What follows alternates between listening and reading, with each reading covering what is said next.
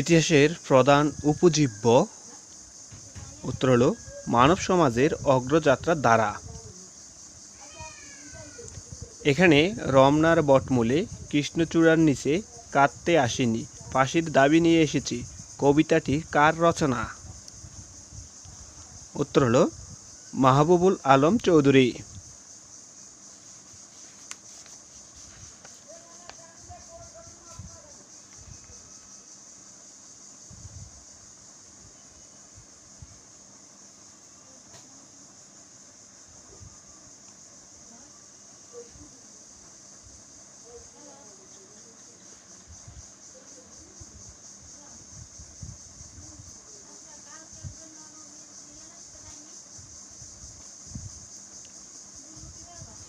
মানব সমাজের ইতিহাস মূলত শ্রেণী সংগ্রামের ইতিহাস উক্তিটি কার?